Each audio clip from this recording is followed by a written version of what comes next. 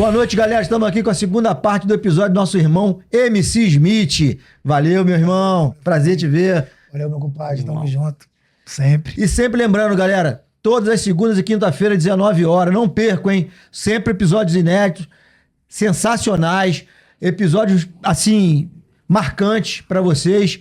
Não é isso mesmo, Robinho? Positivo, positivo. E desde já, lembrando a todos vocês aí, meu irmão, compartilhe, dê o like, se inscreva no canal e ativa o sininho, né, Fábio? Sim, porque não às vezes pode. o cara tá distraído, mas ali vem a ativação, pam, pam, pam, tu já corre lá, pega a pipoca, o refrigerante. Pois é, Robinho, que a tira- gente tem muitos inscritos no Instagram, mas no YouTube mesmo a gente tá com pouca gente, né? Galera, você que tá inscrito aí no Instagram, corre lá e se inscreve no YouTube também. Sim. E acompanha. E é muito importante nós frisarmos aqui, você que viu o primeiro episódio, veja o segundo também. Que é uma virada de chave na vida de todos que passaram por aqui e muitos outros que vão passar também. Mas sem muita demora, Fábio, Vamos lá. nós vamos terminar, porque o primeiro episódio bombou, né, irmão? Bombou. Pô, E explodiu. o menino é galã, né? O menino Pô. é bonitão, pô. E tem uma história também que daqui a pouco nós vamos descobrir aí de um outro galã. O Galocha, galã não, Galocha, Tem outro Galocha. Galocha aí na parada aí. rapaz. Daqui a pouco nós vamos descobrir essa parada desse outro galã aí, meu irmão. O galã Rivotril. Daqui a pouco nós vamos Pisca. nós vamos descobrir sobre esse galã aí. Vamos. Meu irmão, boa noite. Boa noite. É um prazer imenso, uma honra estar aqui com meu irmão aqui nessa segunda parte aí desse Obrigado, episódio aí. Obrigado. E vambora, meu irmão. Eu lembro que no primeiro episódio ele comentou Da polícia da chegando polícia na porta chegando dele, na né? porta da casa dele depois de todos os fatos que você narrou no primeiro episódio. Então, isso eu tava chegando de São Paulo e a polícia já tinha invadido o Complexo do Alemão. Isso foi em 2010, né, em dezembro. Foi E na aí- época da ocupação, então, né, gente? Sim, 2010. Aí eu tinha chegado de São Paulo, tinha feito 40 shows, né? Eu e Catra, né? Aí o Catra falou, tô indo pra Vargem Grande, irmão. Eu falei, tô indo pra Penha. E do Galeão pra Penha é muito rápido, muito perto. Pertinho, né? Aí eu falei, aí minha mãe me liga. Falei, mãe, eu vou no Nova América aqui, que um amigo meu, o sonho dele era ter um 4 mola, né? Ele nunca teve, né? Aí eu falei, ó, Alan, vou te dar um 4 mola e vou te dar um 12 mola. Aí eu fui lá na Nike do Nova América, naquela outlet. Tinha um vendedor lá, meu amigo, falei, ó, quando chegar aí você agarra pra mim aí. E aí justamente quando eu cheguei no Rio, o cara falou, tá no Rio? Eu falei, tô. Pô, os tênis do teu amigo chegou aqui. Falei, beleza. Aí quando eu tô indo pro Nova América, minha mãe me liga. Wallace, a polícia tá aqui em casa. Aí eu falei, polícia? Eles estão aqui em casa. Aí eu falei, né, mas mãe, como é que eles estão? Doei tipo na minha cabeça, como eles estão?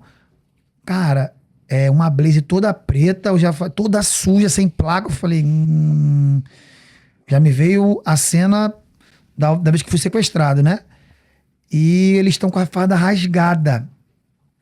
E tem um moreno que ele tá meio nervoso assim, né?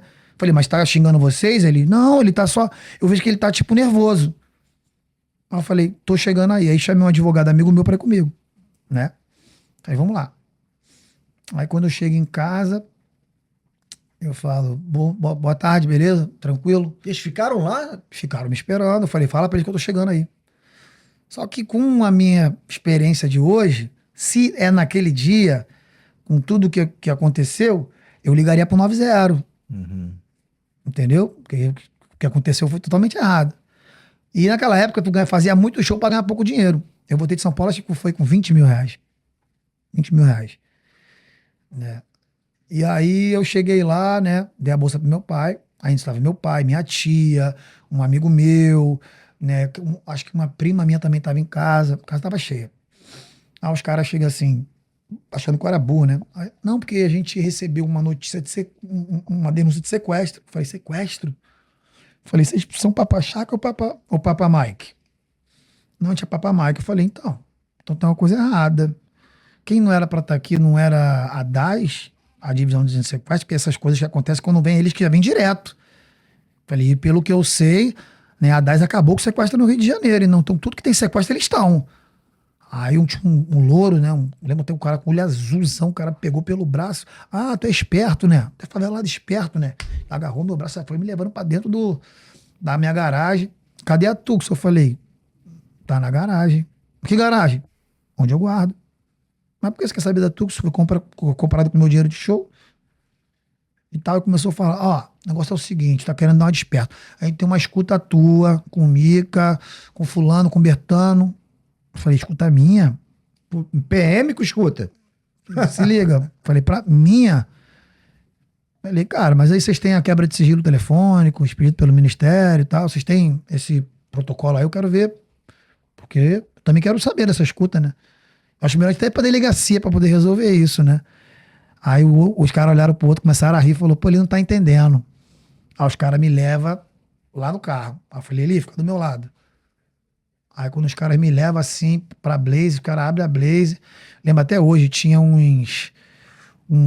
dois faldos montados assim, tinha uns, não lembro, uns tabletão assim de maconha, assim, de cocaína, assim, dava pra ver que era branco. Tinha um alugue alemã, que foi a pistola que o Hitler usou na Segunda Guerra Mundial, lembro até hoje. Aí os caras falaram, agora não é mais meu. Agora não é só seu, é da sua família também. Falei, como assim? É de todo mundo. Se você não der o que a gente quer, não vai só você preso, vai todo mundo preso. Que na época, na ocupação de 2010, eles fizeram a base lá na Joaquim de Queiroz e todo mundo que tinha algum vínculo, eles estavam pedindo para se entregar. Aí eles, imagina a gente apresentando isso aqui. A família que estava guardando coisas dos caras na casa. Ele joga tudo. Pô, imagina, minha mãe, meu pai nunca foi pra cadeia. Caramba, meu, que Aí eu falei pro cara assim, é um papo, né? Eu chamei o Russo, falei, chega aí, Russo, vem cá. Levei ele lá no quarto da minha mãe, onde meu pai tinha guardado o dinheiro.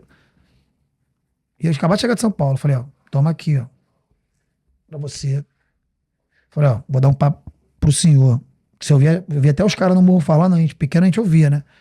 Aí eu falei assim, se vocês mandarem outra equipe vir aqui, vocês têm maneira de trocar de equipe, várias equipes, né? Ah, mas não foi a gente, foi outra equipe. Beleza, eu vou me ferrar, irmão, posso até morrer. Mas quem voltar aqui vai se ferrar junto comigo, que eu vou armar uma arapuca pra vocês. Aí quando eu saio, aí o cara falou assim pra mim, lembra até hoje, né? Um polícia de cabelo, eram 3 ou 4 que tava. Aí falou assim, pô, parada é o seguinte, irmão. A gente sabe que você não tem escuta, você não tem nada. Você não tem nada. A gente só veio aqui pra fazer o nosso Natal. Ho, ho, ho, ho. Beijo. Foi embora. Aí nisso, eu ligo pro MC Leonardo, que canta o pesa o pai. Aquela música do Rap das Armas, né? Sim. Aí o Leonardo trabalhava com o Freixo. Os caras me levam pra Lerge. Eu falei, Leonardo, tentaram me sequestrar aqui em casa e tal. Aí eu sentei numa mesa. E o Freixo estava na ponta da mesa assim, e eu aqui.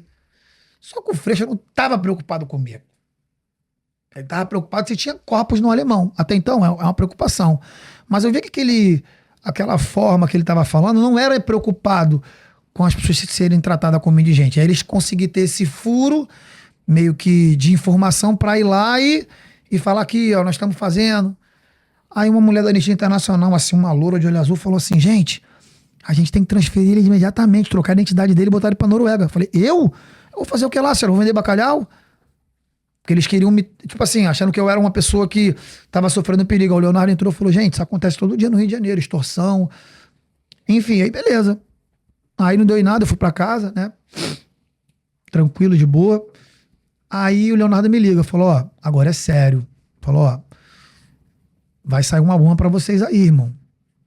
Cuidado que vocês vão ser presos. Agora vai dar ruim. Falei, que isso, Léo? Eu tô sabendo.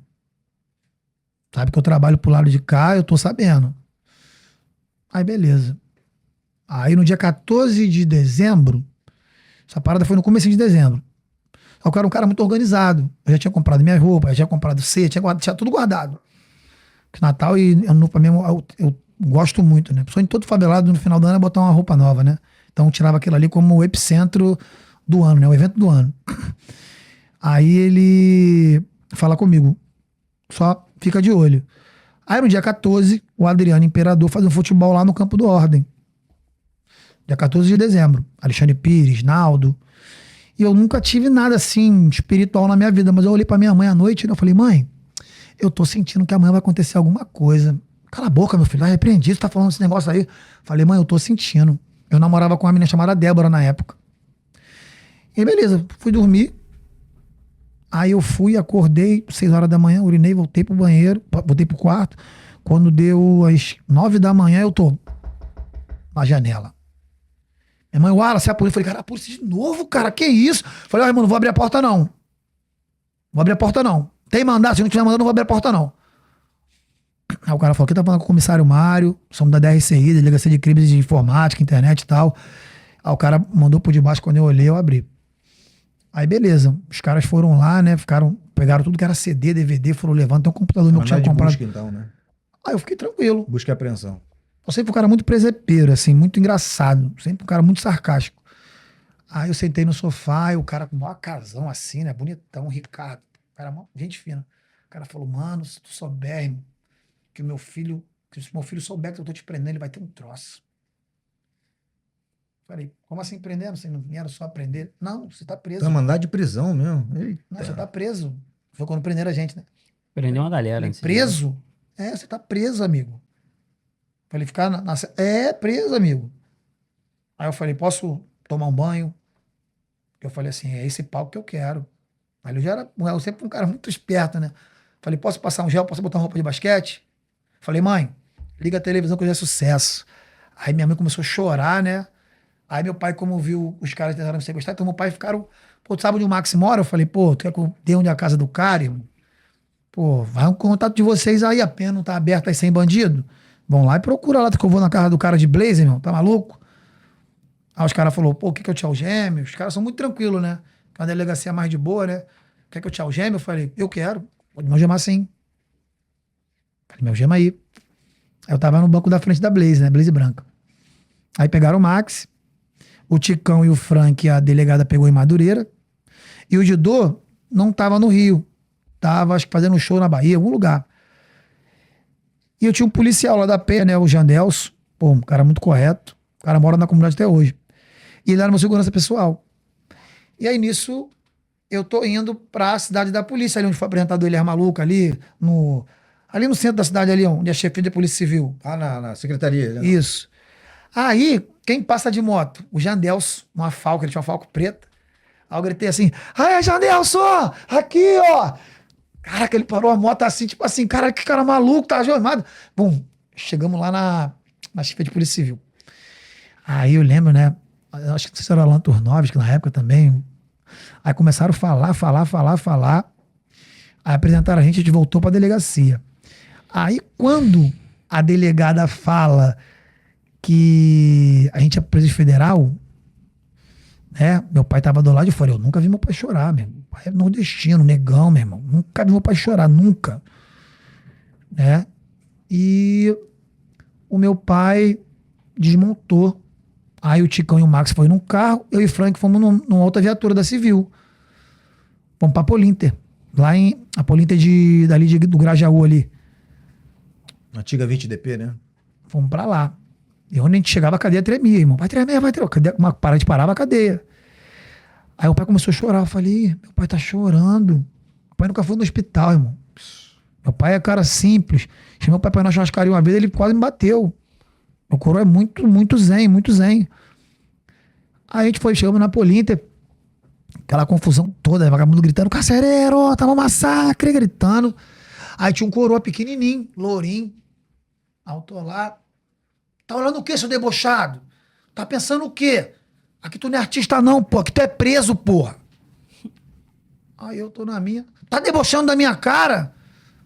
Dá uma massagem nele lá, rapaziada. Me levaram tipo um porquinho. Aí quando me levaram, os caras falaram, pô, tu não vai te bater não, mano. Ó, só rola na parede aí, ó. Vai pra lá, vai pra cá. Volta sujo. Como se a gente tivesse dado um pega em você. Aí eu falei, beleza. Aí voltei. Ele aprendeu agora, não sei o quê. Começou a falar um monte. Só que o pai do Frank e do Ticão, eles eram policial, né? O Pires, né? Aí o pai do Frank conseguiu tirar a gente de lá. Aí levou a gente pra 64 em Vila dos Teles. Que é onde não tinha presídio pra miliciano, assim. Então tava toda a galera da milícia lá. E qual foi a estratégia do advogado? Não colocar a gente no convívio com a rapaziada. Porque se coloca a gente no banco 3 ali, que primeiro, se a gente chega no banco 3, e a gente ia bancar a etapa lá nos containers. Que eles falam que é o castigo. Pra gente dividir, era container mesmo. Dividir a comida com o João Grandão, que era o rato, e de lá ir pro setor B, né? Aí o advogado não, quem advogou pra gente foi o Nilo Batista, que foi o governador do Rio, e o Fernando Fernandes falou não. E o super secretário, né? Que a gente foi enquadrado em 4 artigos. Apologia ao crime, incitação ao crime ao criminoso, associação ao tráfico e formação de quadrilha. Mas caraca, a gente nem era grupo. Cada um era cantor solo. Mas a estratégia da delegada, aquela prisão foi feita de forma errada. Foi o marido da delegada que era promotor, junto com o primo que era juiz, e ela que era a mulher do promotor. Então eles fizeram essa prisão de forma errada. E aí, beleza. Né, a gente acabou chegando na 64, aí eu conheço todos os milicianos, né? No Rio de Janeiro, assim, todos, né? E eu não vou citar nome até por questão de ética também, por respeito também. Nem convém. E lá eu fiz uma amizade muito grande com a galera, né? E eu, meus amigos já foram presos, os caras falavam, ó, cadê, mano? Coletividade. Mas quando chegou na polícia, antes pra 64, eu falei, mano, dormir de valete eu não vou conseguir. Posso virar, pô, vou entrar na mancada aqui. Vou. Os caras falaram, então vai na cama da Madonna. Qual era a cama da Madonna? Eu dormi igual um boneco, igual o Pinóquio. Pendurado. Dormi pendurado, igual um boneco. Amarrado no lençol? Isso, amarrado. Os caras, que isso, cara? Tá maluco? Ó, calorzão, sinistro. Aí fomos pra 64. Aí chegando na 64, aí eu lembro que a delegada tinha ido lá falando, não sei o que ela era mordia e assoprava. Ela, onde é que tá o Fabiano? Onde é que tá o Mico? Onde é que tá falando? Eu falei, senhora, se ela perguntar pra mim, não sei nem onde tá minha mulher. Imagina eu saber onde tá os caras. Pô, que conversa é essa? Mas eu quero falar um negócio pra senhora, tá? Eu quero falar um negócio pra senhora muito importante. Muito obrigado por essa prisão. Muito obrigado por todo esse carnaval que a senhora fez. A senhora tá me colocando na história do país. E a senhora não tá entendendo o peso que isso vai ter no futuro. Porque eu não vou parar por aqui. Só não sair daqui, eu vou estudar, eu vou me esforçar, vou fazer outras coisas pra mim não ficar esquecido, porque o sucesso ele vai passar. Uma hora o MC Smith ele não vai ser tão expressivo como ele é hoje. Então eu vou usar a minha expressão hoje pra poder chegar onde eu quero. Falei, hoje a senhora vai entrar no restaurante, não vai pagar conta, todo mundo vai bater palma, perderam os marqueteiros, porque vocês sabem que a rapaziada pagou 30 milhões pra sair dentro do caveirão. Então acho que tem que dar uma resposta pra sociedade. Então quem é a resposta? Prendeu os marqueteiros do crime. E nisso o MC Leonardo entra numa discussão ao vivo na Record, na época do Wagner Monte, Cacidinha Campos. Maior discussão. E tudo bem. Foi que foi. Né? Aí a gente sai. Quem tira a gente é o pastor Marco, junto com o Vaguinho na época. Né? E eu sempre fui um cara de muita fé, né? Sempre um cara de muita fé. A fé pra mim é algo tridimensional, assim. Algo inexplicável. Né? E o Denzel Washington fala uma coisa muito importante, né? Sonhos sem metas são apenas sonhos. O que eu levo pra minha vida disso? Eu sonho que um dia eu vou sair do crime. Mas eu continuo traficando, continuo levando a vida de bandido. Mas quando eu me prontifico a querer mudar, eu tô fazendo o quê? A meta. Então a gente tem que ter a fé. A fé, ela é movida pelo sonho. Porque com fé, eu sonho que eu vou conseguir sair. E você sai. Mas se você só sonha, você não tem força pra largar. Então sonhos sem metas são apenas sonhos. E isso aí pra mim é muito bonito de eu conseguir relatar isso hoje. E aí o pastor Marco tira a gente, né? Eu lembro que eu estava... a gente saiu no dia 23, 24 de dezembro. No dia 23, eu lembro que tinha um homossexual, né? Na academia, né? Na academia não, na cadeia, e ele passava roupa com uma garrafa d'água quente. Como eu não sabia, mas ele passava. Eu, na visita, eu falei, no dia 24, eu falei, mãe, pede pro Merro trazer minha roupa do Chicago Bulls, do Michael Jordan, que eu quero sair, eu já vou embora. Pode levar tudo. Mas dentro da cadeia, nesse meio aí, eu sempre, mãe, traga panelas e panelas de comida, porque eu ganhava muita coisa dos fãs. A Marielle foi visitar a gente, Falecida Marielle, que Deus o tenha, Marielle, Renata Souza, Verônica, todas essas deputadas aí novas aí, todas elas foram visitar a gente, né? Tanto que eu tenho um carinho muito grande pela irmã da Marielle, Aniele, todo mundo, conhece a família toda, a Luiara, a filha dela. Eu falei, mãe,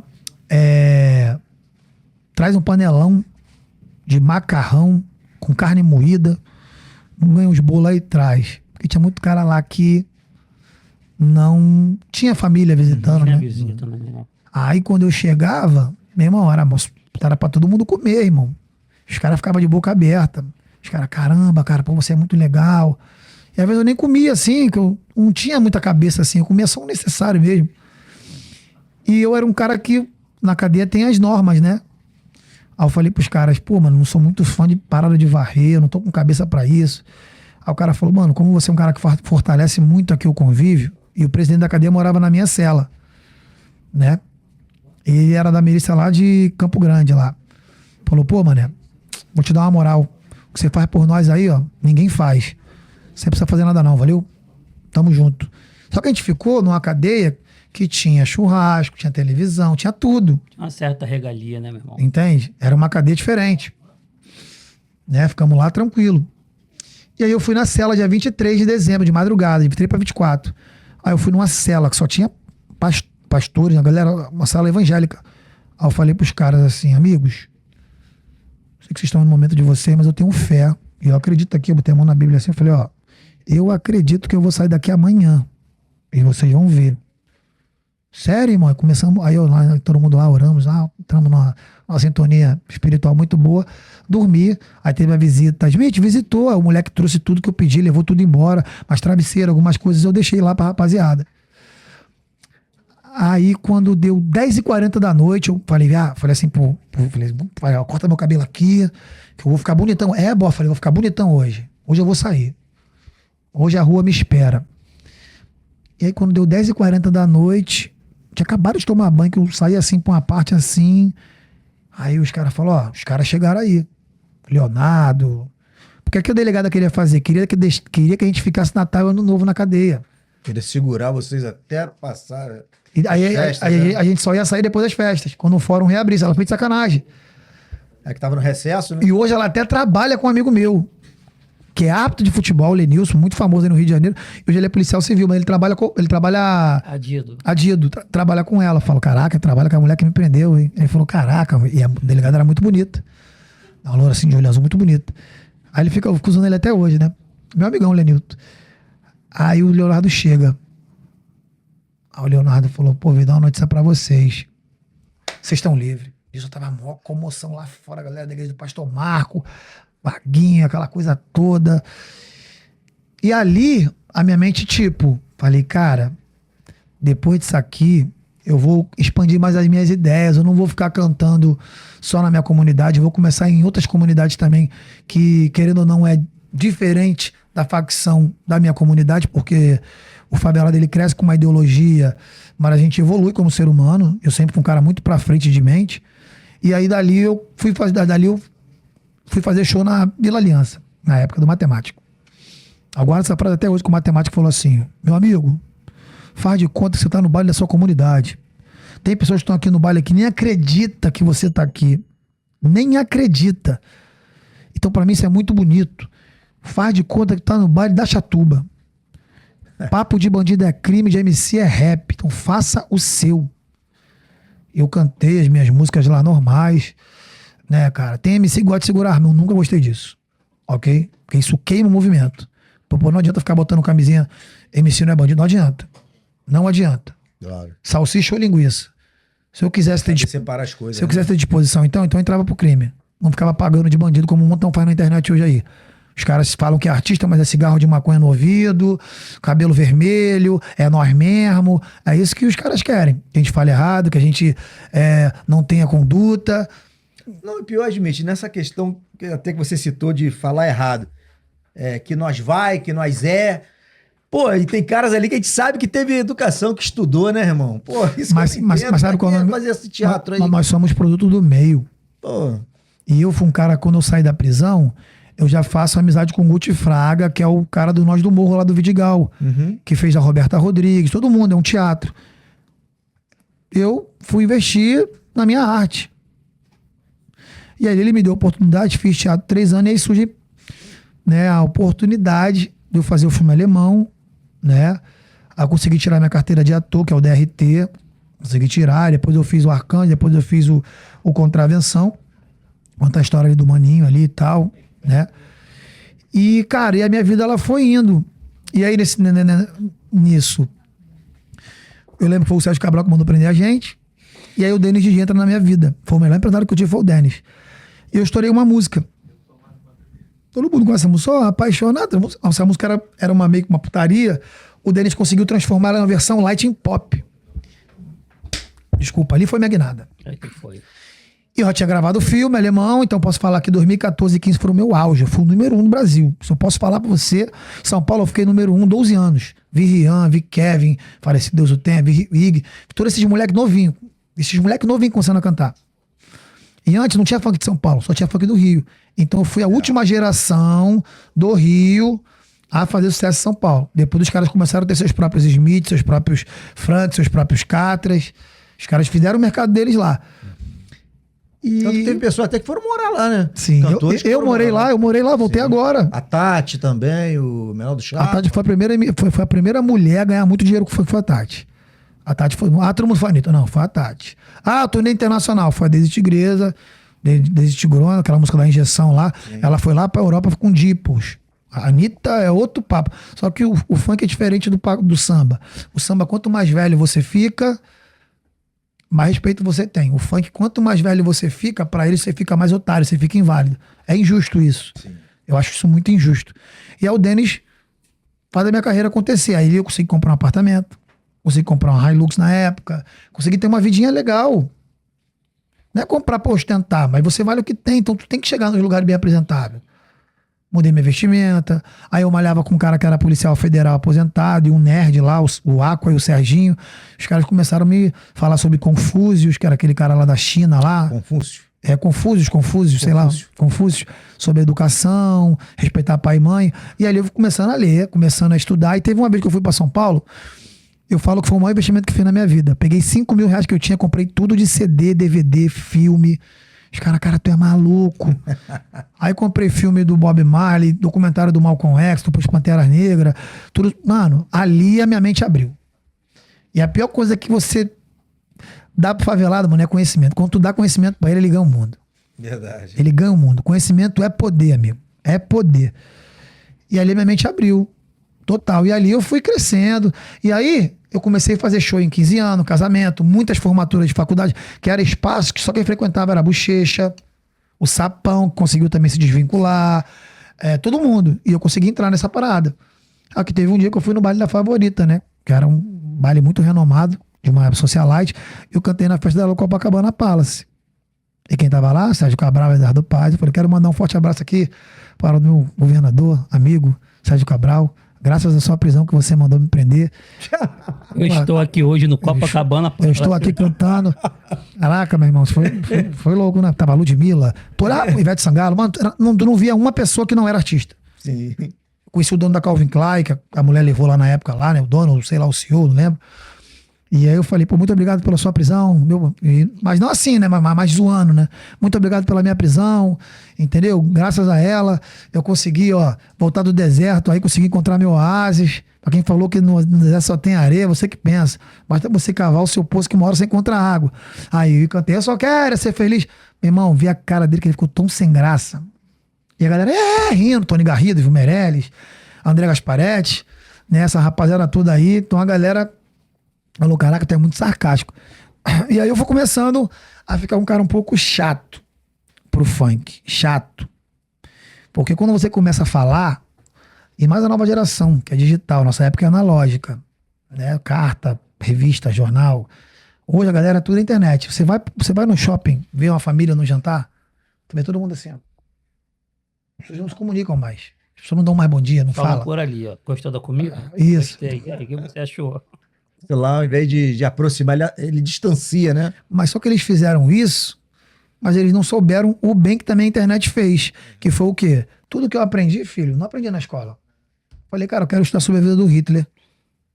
Eu quero saber. Por que esse cara era tão raivoso? Eu comecei a estudar sobre todo mundo, comportamento, tudo.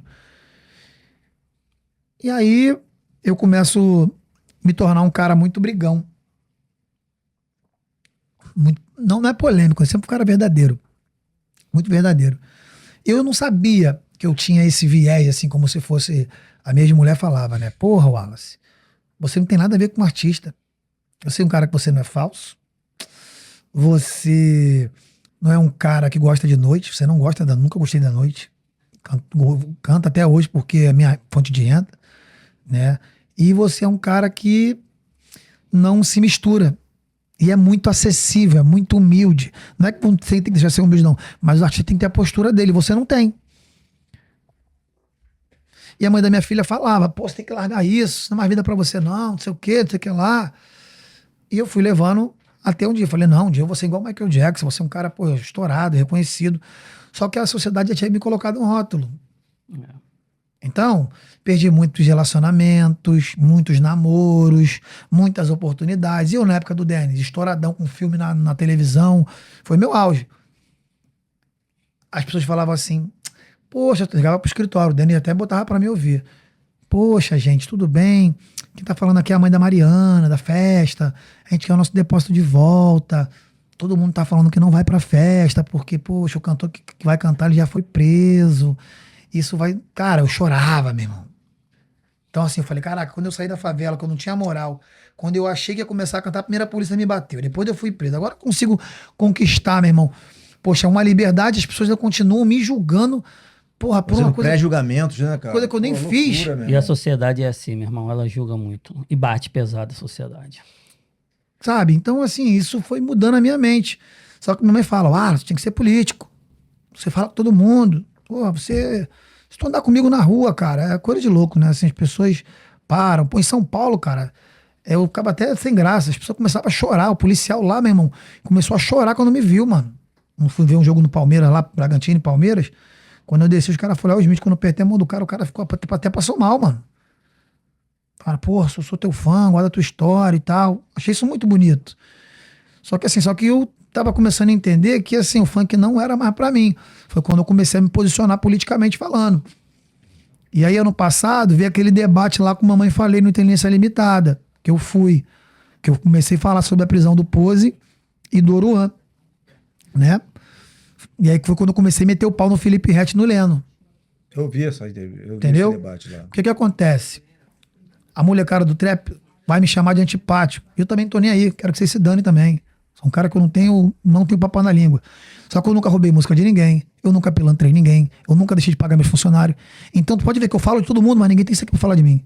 Diferente dos caras que não pode botar a boca no trombone porque é cheio de erro. Entendeu? Paga minhas pensões certinha, faço tudo certinho, irmão, como um cidadão. Mas mesmo assim eu não sou perfeito. Eu erro pra caramba ainda. Claro. E eu até prefiro errar pra poder evoluir mais. Pra poder sempre me catapultar. E, por exemplo, o samba.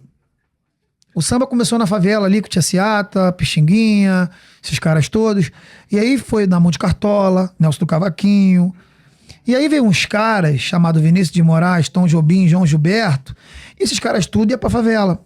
Ouvir o que esse povo pobre cantava. E aí o que acontecia? Os caras ficaram sugando. Foram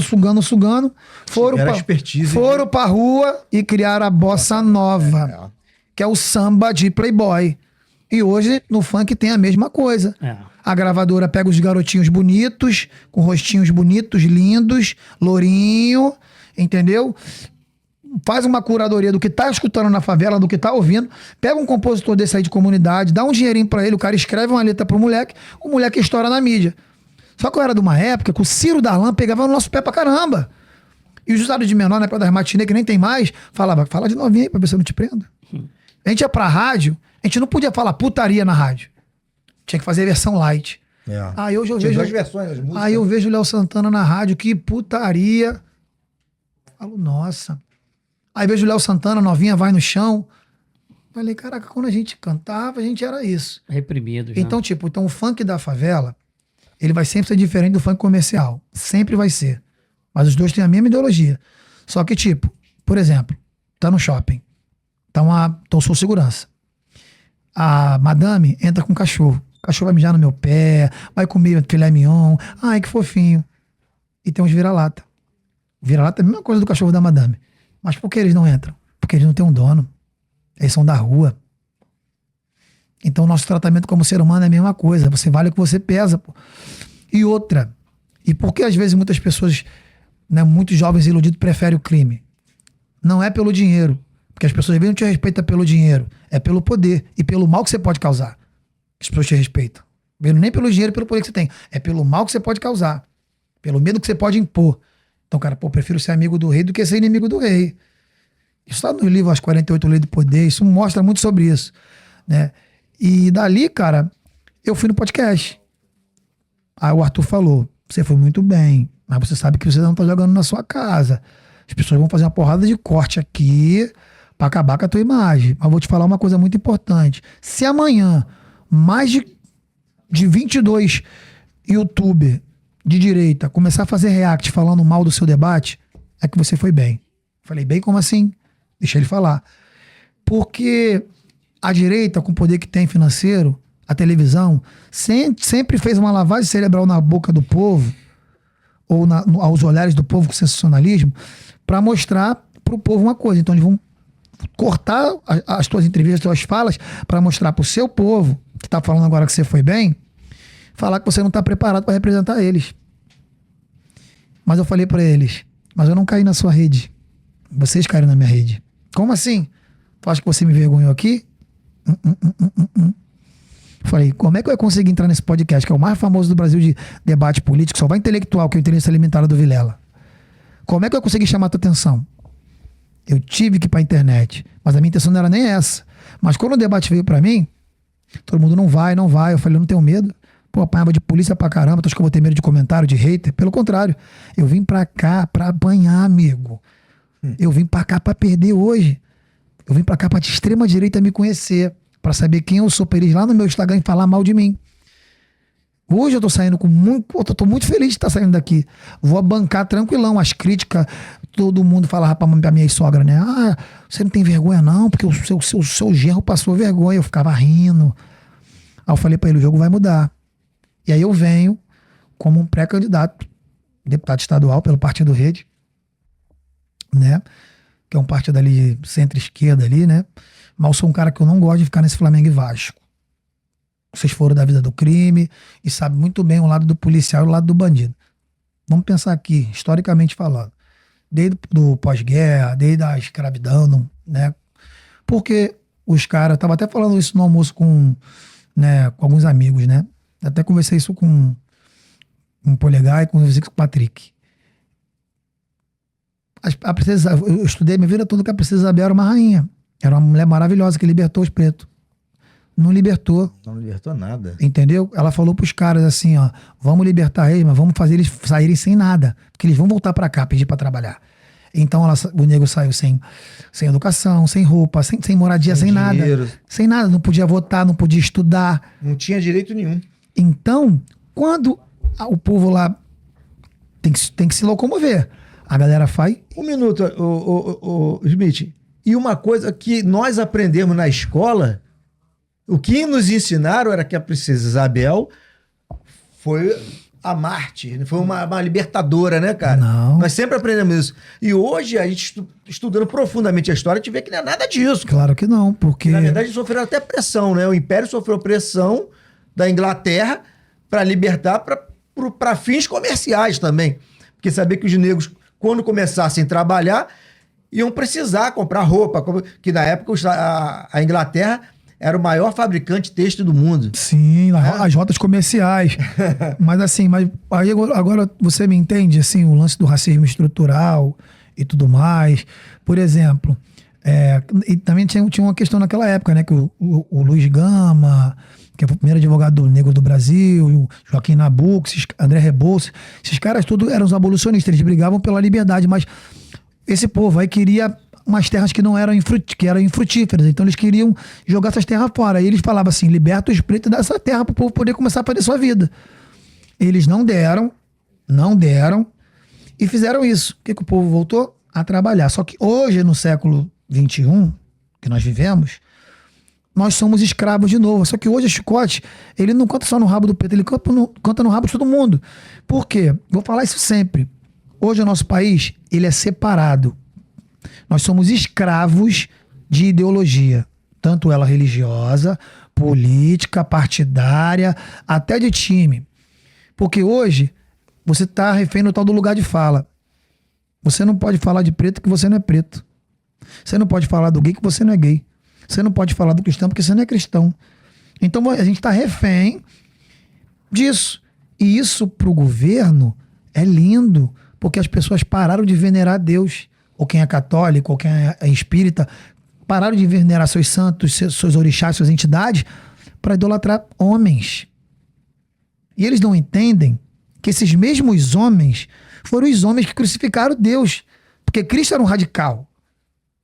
Cristo era um radical, irmão. Pô, o maior racismo que você vê na história do mundo é um Jesus branco na parede. Branco de olhos azuis, né? E na Bíblia fala que Jesus, até Malcolm X fala isso no filme, que Jesus tinha os pés da cor de latão, da cor de bronze, e o cabelo como se fosse novilho. Então Jesus era preto. É porque Jesus era de uma região que não era ali em Israel, né? Não. Era na Palestina. Não, e outra, Jesus foi criado na África. Quando Herodes quis matar ele foi pra África. Porque as pessoas confundem muito Nimrod com Herodes. O Nimrod foi o cara que fez a Torre de Babel, e o Herodes foi o cara que perseguiu, sabendo que o Nazareno tinha nascido. Então, assim, Cristo foi pra África, pra Etiópia. Foi pra Etiópia ser criado, ele foi criado na África.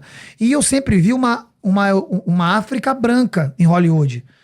Elizabeth Taylor fazendo Cleópatra. Eu sempre vi o povo do Egito, o povo branco. Mas o povo que sempre dominou no Egito foi os Cuxitas, que era o povo mais preto da história, os Cuxi.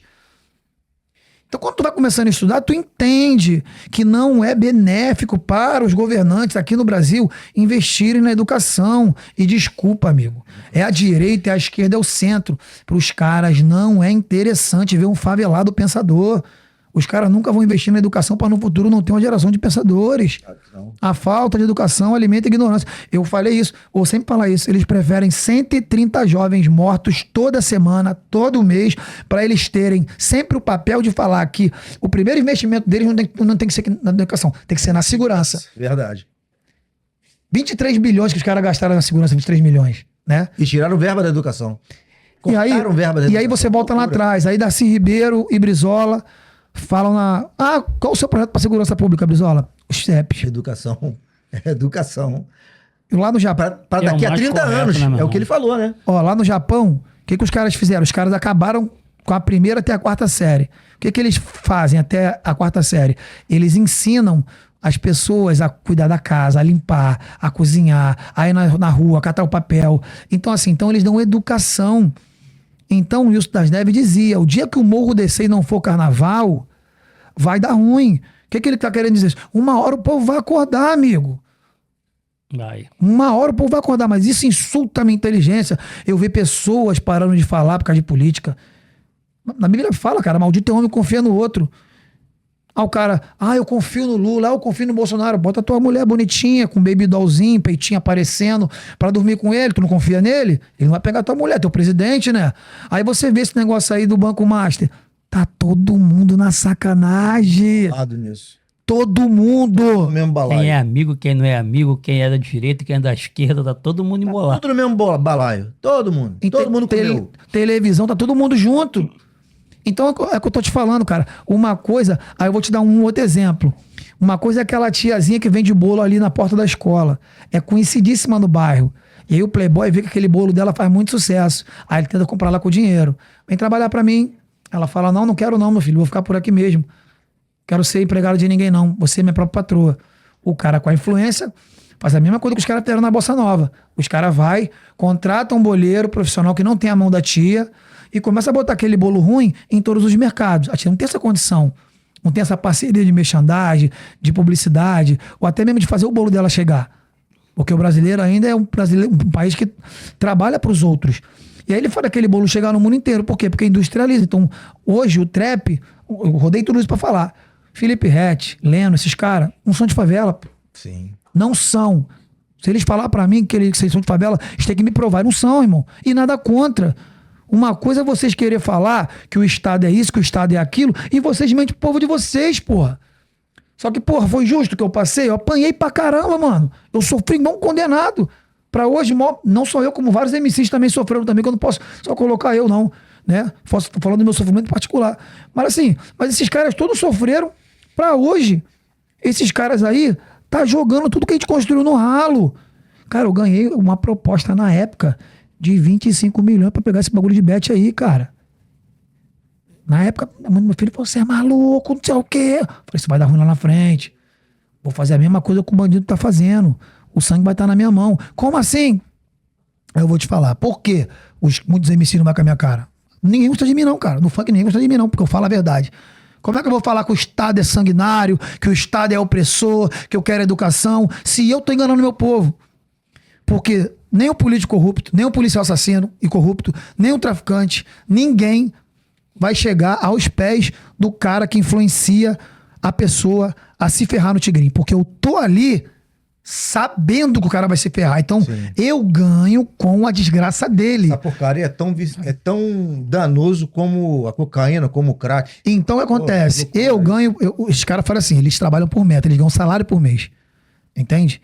Então, os caras ganham uma luva, tipo 30 milhões, e ganham 100, 200 mil por mês pra poder rodar aquilo ali.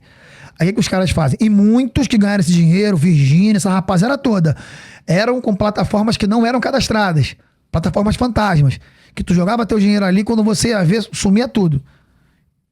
Então assim, aqui eu tô jogando Tigrinho. Ó. Isso aqui é um aplicativo que o Tigrinho só vai ganhar. É o meu aplicativo. Isso aqui é pra mim ganhar. Mas o outro aplicativo... É só pra perder. Do vendedor é só pra perder. Aí eu vou aqui, ó. Caraca! O computador fala, caraca, eu peguei 5 milhões, vou lá comprar uma Ferrari. Mas o cara já tem um dinheiro que ele ganhou da luva. Sim. Aí eu fico usando a minha influência, o carinho que você tem por mim, eu fico. Continua, não para não. Vai lá, joga. E nisso, a pessoa se mata, perde família. Vários. O marido da nossa amiga se matou. Imagina se eu tenho esse sangue nas minhas mãos. Smith, você falou uma coisa muito importante também agora. Eu também tenho amigos que a família, meu irmão, se destruíram no jogo. Pessoas que não tinham vício nem com bebida, nem com droga, nem com nada, meu irmão, se viciaram nesse jogo. Porque uma hora o jogo dá, o jogo tira. O jogo dá, o jogo tira. Hoje tu ganhou, amanhã tu perdeu. Mas daqui a pouco é só perder. Você tá jogando com a máquina, Robinho. E você falou uma coisa que eu falo mesmo, cara. Uma pessoa que ela é influenciadora, como é que ela deve dormir, irmão? Sabendo que ela está destruindo. Elas estão cagando, irmão. Estão destruindo famílias. Elas não têm nem ela não tem noção. Porque assim, beleza, 2 pesos, 2 medidas. Eu vou chegar no Ouro One aqui. E isso aqui também funciona porque eu vou falar sobre o Ouro One, ok? Galvão Bueno. Uma porrada de gente faz propaganda pra Bet. Faz. Mas por que só o Pose e o Rian e outras pessoas são presas? O Buzeira que, pô, te amo, irmão. Liberdade pra você. Você é um cara maravilhoso. Você vai sair daqui, você é um cara correto. Você é um cara, eu te conheci pessoalmente, fui na sua casa, você é um cara bom. Esses caras são pegos pra Cristo e os grandes barões da publicidade vendem a mesma bet, que agora é só bet legalizada, não tem mais bet fantasma. Então eles vendem a mesma bet que esses moleques vendem, né? E eles não têm o mesmo tratamento. Por quê? Aí eu entro no desenrolo do Ouro One. As pessoas não estão atrás do Ouro One porque ele é um cantor. Porque se fosse pra prender mesmo, o Ouro One não canta proibidão. Se fosse pra poder prender, eu tinha que prender os caras que cantavam. A gente falava mesmo a realidade do crime ali nas nossas músicas. Porque eu nunca fui bandido, eu era um cronista. Eu era um cara que relatava o que acontecia na comunidade. Conflito de policiais e traficantes. E o que o jornal não mostra. A gente falava ali. Quando eu falava de um determinado traficante da música, de uma determinada arma, eu tô contando uma história. Como o José Padilha faz lá, como o Júnior faz lá no Arcanjo. É a mesma coisa, só que eles mostram em música, eu mostro em áudio. Eles mostram em visual, eu mostro em áudio. E aí, mas por que eles estão atrás do Ouro One? Não é por conta de uma pedra. É por conta que o Ouro One é filho do Massinho. Eu vou sempre falar isso. Eu falava muito com ele. Eu fui o primeiro cara a falar pra Márcia. Eu falei, ó, esse garoto é artista. Ah, ele é poeta. Eu falei, ele não é poeta, não. Ele não é poeta, não. Eu lembro uma vez, eu lotei o Barra Mil sozinho. Sunday Music, foi em 2014. O Mauro, quero ir, mas você não vai, você vai pra igreja, você não vai. Aí ele chorou pra caramba, né? Eu lotei o Barra Mil, 20 mil pessoas esse dia aí. Aí ele chorou pra caramba, ficou triste. Aí eu sempre ficava com ele, com o filho do Elias, né? Com o Raul, que eles são amigos separáveis, né? Aí eu falei, cara, você não tem pão de correr. Aí teve o lançamento do livro do Marcinho Mangueiro, o primeiro. Aí eu falei, ele fez um poema bonitão, né? Te falei, cara, esse moleque é artista. Esse moleque não é poeta não, cara. Esse moleque, ele vai conversar com a língua da... Mas o filho vai ser do inferno? Eu falei, não. Falei, você acha que Cristo chegasse na Terra agora, ele estaria sentado nas grandes sinagogas com os grandes pastores? Cristo estaria sentado com os traficantes, com as prostitutas, com os viciados de crack. Porque Cristo não veio pros bons, ele veio pros doentes. E é por isso que ele veio na Terra, para poder sentir a dor que o ser humano sente, para sofrer a traição que o ser humano sente, para passar tudo, para ter uma coisa chamada empatia. Ele morreu por nós, né? Então Cristo não foi morto Os caras, mas se quisesse ele mandava anjo. Ele sabe disso, que ele acabava com os caras ali rápido.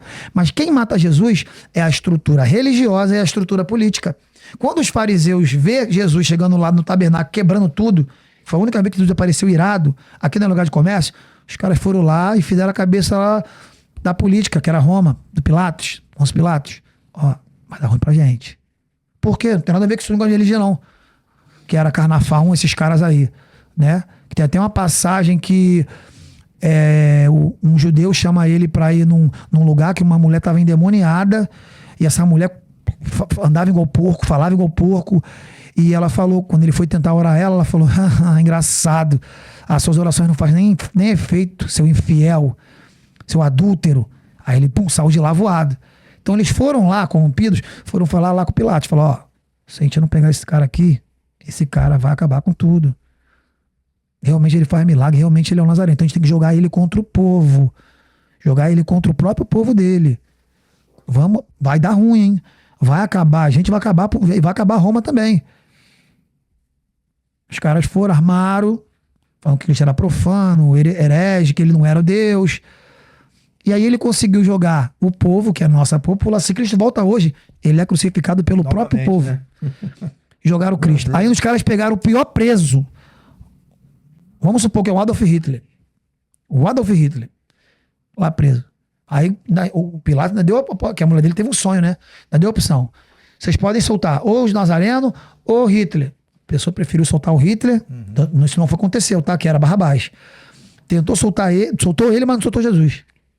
Crucificou, tudo mais. O povo gritou, né? Aí isso me intrigava. Eu falava assim, porra, meu irmão, como é que Jesus é de Israel?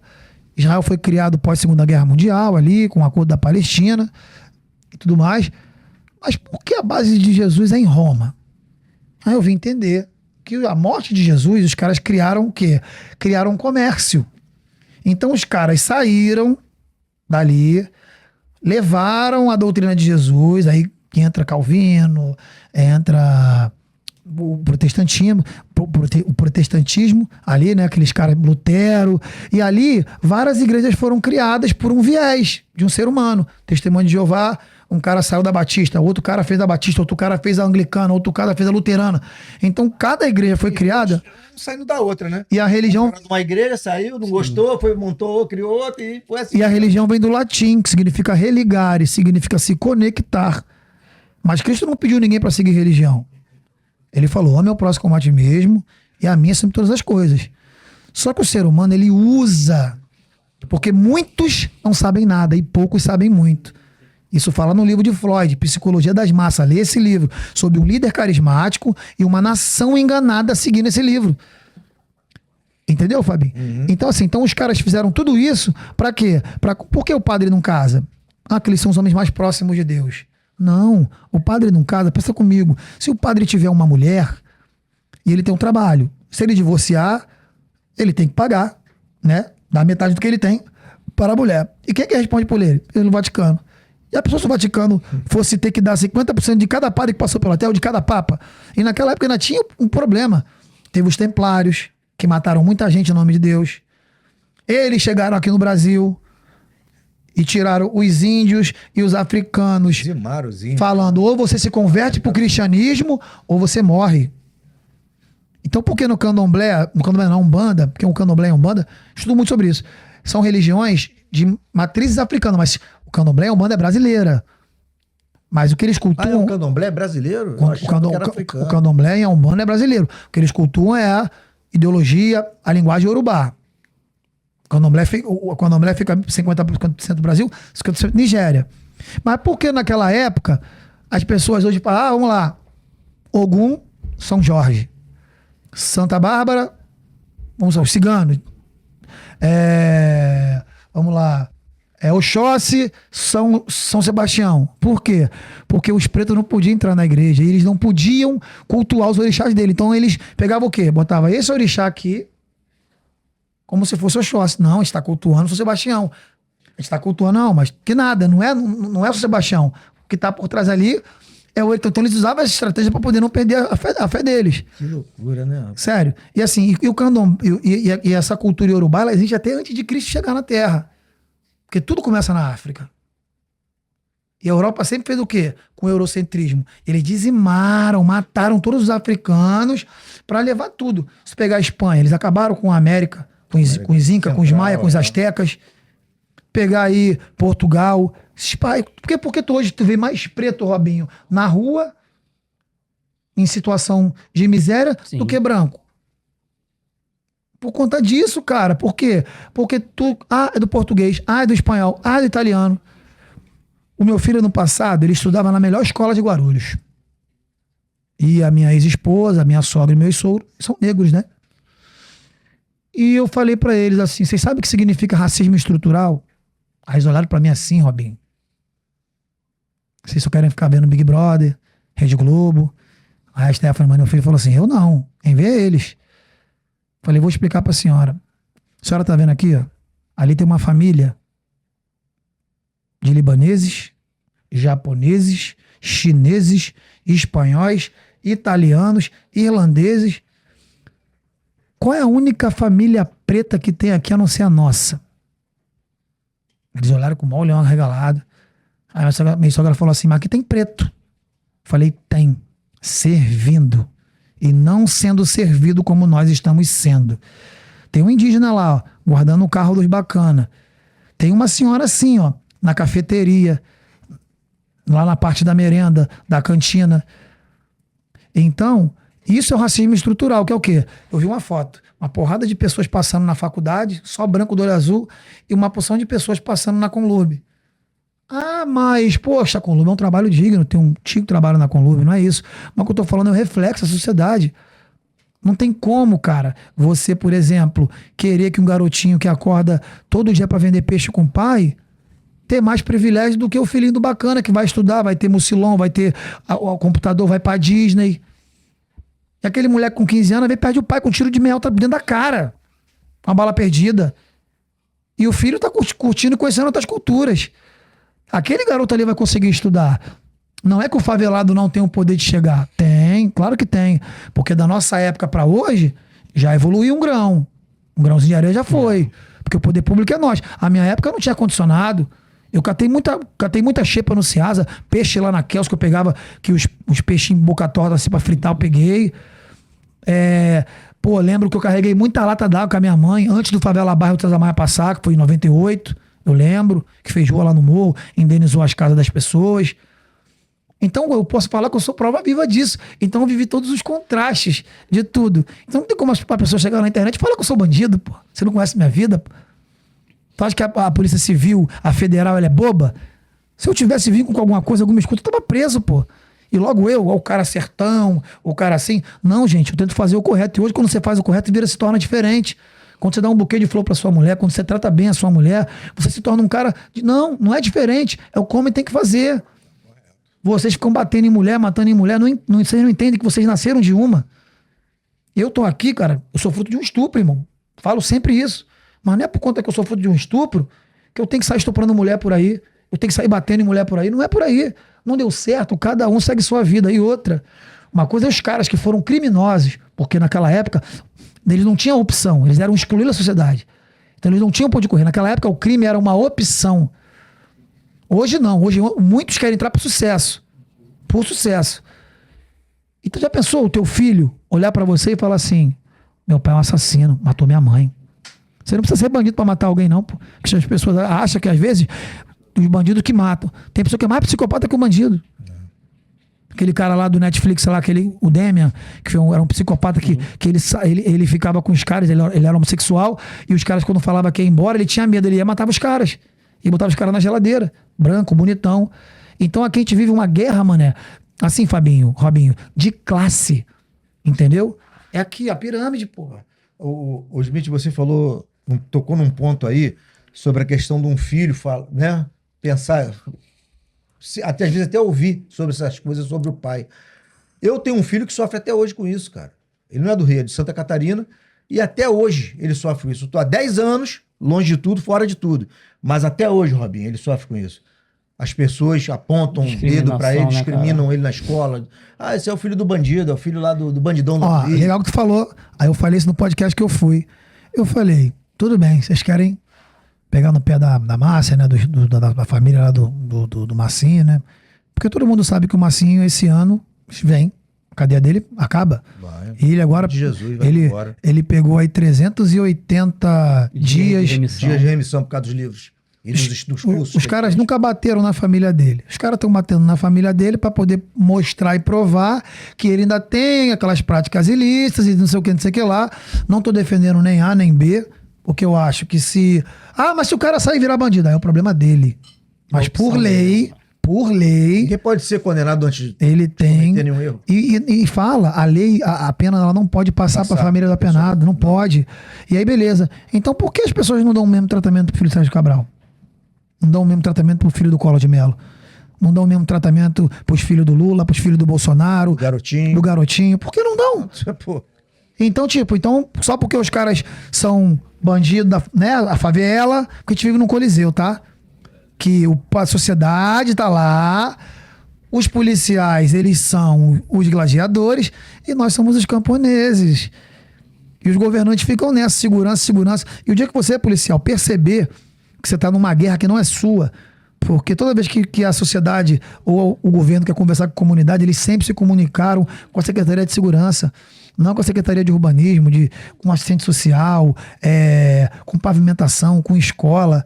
Poxa, aqui dentro, cara, lá na Penha, o que mais saiu foi jogador de futebol. Eu era a favor de, escola integral, creche 24 horas. Tem muita mulher no morro aí que é enfermeira. Todo mundo acha que quem segura o hospital é o médico. Quem segura o hospital são os enfermeiros.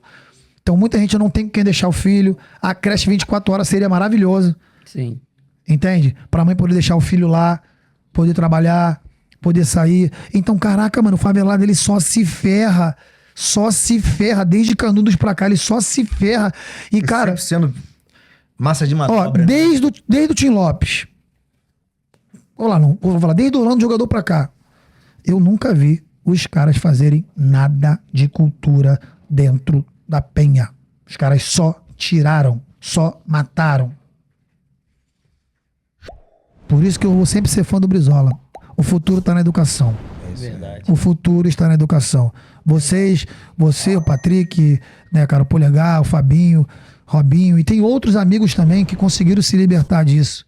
E eu acho que esse podcast é muito interessante. Vocês no começo realmente devem ter escutado muitas críticas, mas eu também escuto. Né? Inclusive de ex-amigos, até de pessoas que conviveram conosco no passado. Porque o que vocês fizeram foram tomar um passo muito importante. Posicionamos, né? Perder algo valioso, guarda essa frase. Perder algo valioso para conseguir a sua liberdade. Isso aí. Para conseguir a sua paz. E às vezes, irmão, razão é diferente de paz. Isso aí. Você perde a sua razão. Tudo bem, tô errado, beleza? Já paz, né? Sou cuzão, né? Beleza. Mas eu tenho minha paz. Vou ver meus filhos, vou ver meus netos. E eu acho isso muito interessante. E isso está no livre-arbítrio. A pessoa não pode chegar ali e culpar a outra porque a outra quer viver um outro caminho. Sim. Isso é normal. E para mim é uma honra ver vocês aqui, que vocês inspirem mais homens, mais jovens. Porque isso também não é só para vocês não. Os policiais também têm que entender. Vocês sobem, não é porque vocês querem, é porque vocês são mandados. Já que vocês falam, a gente não vai subir mais para nada. Ordem, né? A gente não vai subir mais para nada. E você entender que você tá fazendo a mesma coisa. Quando você mata um bandido, né? Você acha que fez o trabalho certo. Você é o cara. Mas quando você morre, a tua família é tratada como um qualquer. Não tem um amparo psicológico, não tem um amparo, não tem um prêmio de guerra, como ele contribuiu pro Estado e tal, isso e aquilo. Os caras acham bonito falar que o Rio de Janeiro é o lugar que os caras mais combatem o crime. Aqui não era nem pra ter crime. Olha o lugar maravilhoso. A Baía de Guanabara suja aí. Vocês poderiam contratar esses japoneses aí, ó, que limpam os oceanos. Os caras limpavam a Baía de Guanabara, faziam várias marinas, faziam o Rio se tornar um polo de turismo, de cultura.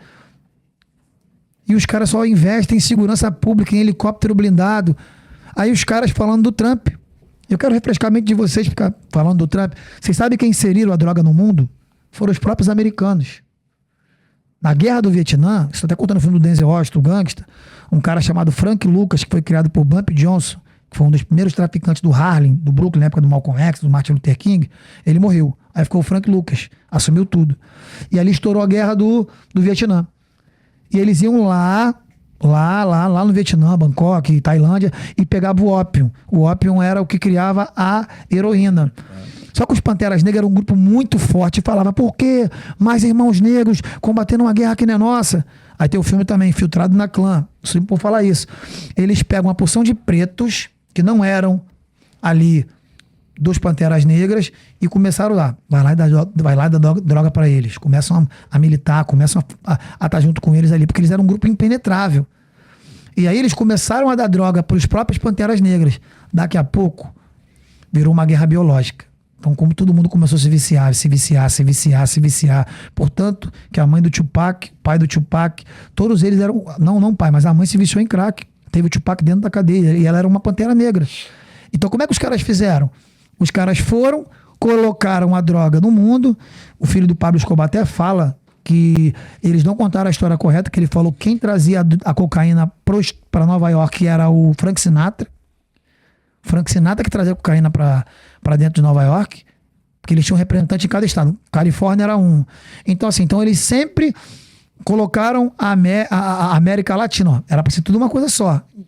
América Latina, tipo, do México para baixo, vocês são uma merda, só quem prevalece aqui é a gente e o Canadá. E o Havaí. Daqui para baixo só tem merda.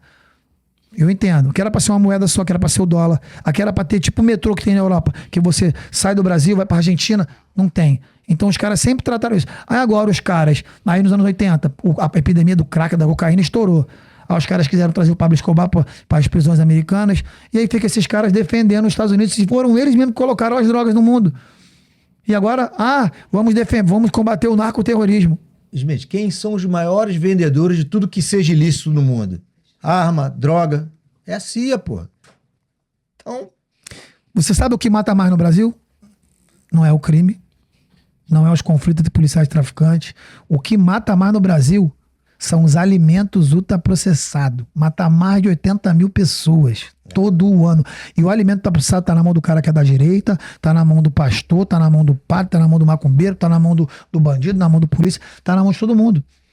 E tem as drogas que são lícitas e as drogas ilícitas. Verdade. Ok? E outra coisa, quando a maconha for legalizada no Brasil, que isso vai acontecer, porque lá fora já tá assim, quem vai ser dono dos coffee shops, que eles chamam isso, não vai ser o favelado. É a elite. Esquece, é a elite que criticou. É isso. Meu irmão, chegamos nas nossas considerações finais. A gente queria ter aula aqui. aqui hoje. Eu tive A gente queria ter aqui 5 horas de estúdio, né, Rob? Obrigado a vocês. Hoje eu tive uma aula aqui, meu irmão. Espero não ter... Não, tá doido. Irmão, a gente quer te parabenizar Obrigado. pelo homem que você se tornou, Sim. pelo homem que você foi, pela bandeira que você levanta e carrega, que é a bandeira do certo. E eu aprendi uma coisa, que o certo sempre vai prevalecer. Sim. E a mentira nunca vai ficar encoberta enquanto a verdade não aparecer. Cara, que Deus possa te dar cada vez mais forças para você poder lutar esse bom combate aí. Cresça cada vez mais na graça, no conhecimento, na sabedoria, que muita coisa Deus tem aí para você aí e para os seus também. Entendeu? Força, meu irmão, porque as pedradas vão vir, não adianta. Nós nunca vamos deixar de ser apedrejado. Porque quem fala a verdade, irmão, o povo sempre vai querer castigar. Mas o tempo vai me inocentar. E Jesus é bom o tempo todo. Sabe por quê? Porque nós somos os Sobreviventes. Eu sou também. Tamo junto.